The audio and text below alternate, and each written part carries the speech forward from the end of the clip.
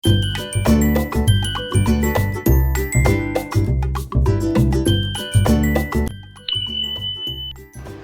Friends, কেমন আছো তোমরা সবাই? আমি কিন্তু ভীষণ ভালো আছি।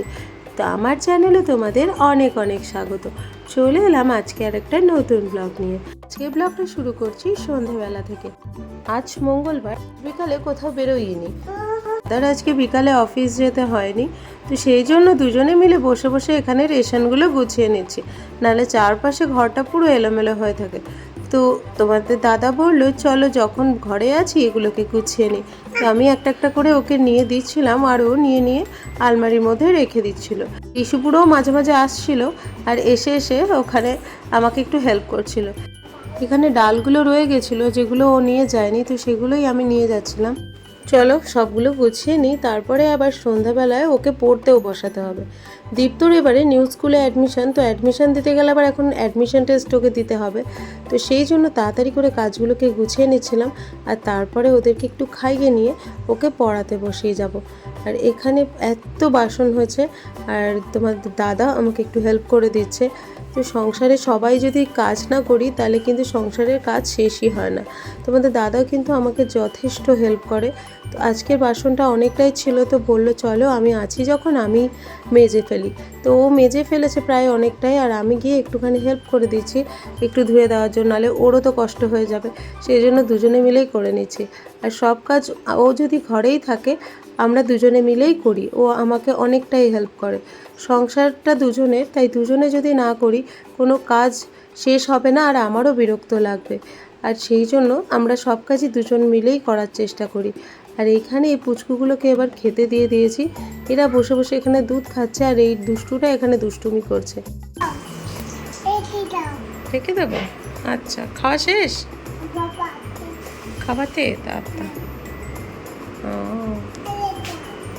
তোমার শেষ? ফিনিশ? আচ্ছা। আর ইনি এখানে আস্তে আস্তে করে ইঁদুরের মতো উঠে যাচ্ছে ওই ছোলাগুলোকে খাবে বলে। এত দুষ্টু, কোনো দিকে যদি চোখটা ঘোরাই আমরা, ব্যাস ও সাথে সাথে দুষ্টুমি শুরু হয়ে যাবে। আর এখানে চালগুলোকে আমি রেখে চলে গেছিলাম, পুচকুটা এখানে চাল নিয়ে নাকি রাখতে যাবে। সেটাই ওর বাবাকে বলছে যে বাবা আমি চালগুলো রেখে আছি। তো ও দেখো কি করছে, আর সারা ঘরে ছড়াচ্ছে। এখন আমিও দীপ্তকে নিয়ে এবার একটু পড়াতে বসাবো। ওর কালকেই অ্যাডমিশন টেস্ট রয়েছে, তো সেই জন্য ওকে নিয়ে আমি পড়াতে বসিয়ে গেছি। এই দুষ্টুগুলোর সাথে কখন যে দিন থেকে রাত হয়ে যায়, রাত থেকে দিন হয়ে যায়, কিচ্ছু বোঝা যায় না। আর এখন পড়ানোর শেষে ওকে মাঝে মাঝে আবার একটু ভেরি গুড বলতে হয়, নাহলে ও আবার একটু পড়তেও চায় না। আর পড়তে গেলেই বায়না করবে আর বলবে মাম্মা একটু ভেরি গুড বলো। আর এখানে পুচকু নিয়ে চলে এসেছে চিপস, যেটা ওর দাদাকেও দিচ্ছে। ওর দাদাকে দিয়ে না দিয়ে কোনো কিছু খেতে চায় না। আর এখানে আমি একটু ওদের সাথে খুনসুটি করছি যে আমাকে দেয়নি, আমাকে একটু দাও। তো যাই হোক, ও নিয়ে চলেই এসেছে তখন আমার জন্য। এই চিপসগুলো আমাদের ঘরে একদমই ভাজা নয়, এগুলো এখানে প্লেন চিপস ভাজা পাওয়া যায়, যেগুলো নিয়ে এসেছিল সৌরভ। সকাল থেকে সন্ধে এভাবেই ওদের সাথে দুষ্টুমি করতে করতে আমার কেটে যায়। ওরা যত না দুষ্টুমি করে আমি ওদের সাথে আরও বেশি দুষ্টুমি করি।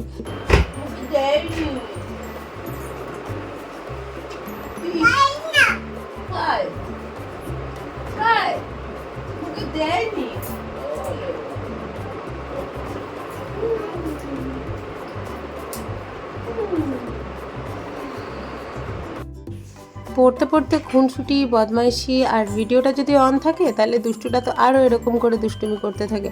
আর মাঝে মাঝেই একটু একটু করে আদর খেতে হয়।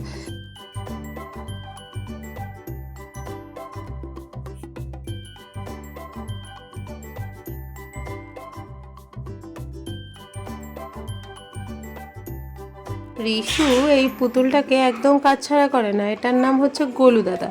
আর এটাকে মাঝে মাঝে আমার হাতে ধরিয়ে দেয় যে মাম্মা এটাকে আদর করাও, মাম্মা এটাকে খাওয়াও, এই করে যায়। আর আমিও ওদের সাথে বাচ্চার মতো খেলতে থাকি এগুলো নিয়ে। এই পুতুলটা আমার ভীষণ ফেভারিট, অ্যাকচুয়ালি পুতুলটা আমারই, ওরা এখন এটাকে নিয়ে নিয়েছে। এটাকে নিয়ে আমি প্রচণ্ড খেলতাম। আর তারপরে পড়ানো শেষ করে ও চলে এসেছে এখানে এই কৌটোটাকে। আজকে সকালে শরীরটা এতই খারাপ লাগছিল, কিচ্ছু রান্না করিনি আর কিছু করাও হয়নি। তো সেই জন্য হালকা পাতলা একটু করে নিয়েছিলাম। সকালে একটু এঁচোড়ের তরকারি করেছিলাম, আর এখন একটুখানি ডালিয়া করে নিচ্ছি, যেটাও আমি প্লেনভাবেই করে নেব। আজকে যেন কোনো কাজই করতে ইচ্ছা করছে না, কিন্তু সংসারে আমি যদি বসে যাই তাহলেও তো হবে না। ওর বাবা বলছিল যে আমি করে নিই, তো আমি বললাম না ঠিক আছে, আমি এখন তো ঠিক আছি, এখন করে নিই। আর এই কাজ করতে করতে রিশু পুরো তো আসবেই একবার না একবার আমার কোলে উঠে বসার জন্য। ওকে নিয়ে আমাকে এভাবেই কাজ করে যেতে হয়। একা একা কাজ করা যে সত্যিই বাচ্চা নিয়ে কী কষ্টকর, শুধু যে একলা থাকে সেই জানে। আমি সেরম কিছু আজকে দিইনি, গরমটাও প্রচণ্ড পড়েছে। হালকা একটু জিরে ফোড়ন দিয়ে আমি আর কিছু দিইনি, এত গরমে একটু হালকা পাতলাই ভালো লাগে। তো সব সবজি একেবারেই ভেজে নিয়েছি। আর আমি প্রেশারেই একটা সিটি লাগিয়ে নিই, নাহলে কড়াইতে করতে অনেকক্ষণ সময় লাগে, যেটা অনেকটা সময় সাপেক্ষ। হালকা পাতলাভাবে একটু হেলদি যদি বাচ্চাদের খাওয়ানো যায়, আর সব সময় এক গাদা সবজি দিলে ওরাও বোর হয়ে যায়। তো সেই জন্য আজকে একেবারেই হালকা করে করছি। ভেবেছিলাম ফুলকপিটাও দেবো না, কিন্তু ফুলকপিটা ওদের ভীষণ ফেভারিট, সেই জন্য আবার ফুলকপিটাও দিলাম। আর এই যে একলা থাকার গল্প, সত্যি যারা একলা থাকো তারা হয়তো আমার কষ্টটা বুঝবে, কিন্তু সত্যি তোমরা বলতে পারো যে কেন থাকো দিদি, কেন একলা থাকো, তোমরা অনেকেই জিজ্ঞেস করেছো, কিন্তু সত্যি আমার কোনো উপায় নেই, আমাকে একলাই থাকতে হয়। কেননা বাড়ির থেকে তো এতটা দূরে ইউপি আসা সম্ভব না রোজ দিন ওকে অফিসের জন্য। আর আমি এখন বাচ্চাগুলো ওর বাবাকে ছাড়া থাকতে চায় না, সেই জন্য আমাকেও এখানে এসেই থাকতে হয়। যখন আসছিলাম তখন খুব ভয় পেয়েছিলাম যে আমি একলা দুজনকে নিয়ে কী করে সব কিছু করব, কিন্তু যেহেতু তোমাদের দাদা এতটা হেল্পফুল, তো হয়ে গেছে। প্রায় 1.5 বছর তো পার করে দিলাম এভাবেই। হয়তো একটু কোনো দিন কম খেয়েছি, কোনো দিন বেশি খেয়েছি, কোনো দিন বাচ্চাদেরকে খাইয়েছি, আমরা হয়তো সিদ্ধ ভাত খেয়ে থেকেছি, তবুও দিনগুলো কিন্তু কেটেই গেছে। আর ওরা আমার বাচ্চাগুলো কিন্তু বাবাকে পেয়েছে কাছে, এটাই আমার কাছে সব থেকে বড় পাওয়া। চলো দেখা হচ্ছে নেক্সট ব্লগে। আর চ্যানেলটা সাবস্ক্রাইব না করে থাকলে প্লিজ সাবস্ক্রাইব করে দিও। বলে খুব ভালো থেকো, সুস্থ থেকো।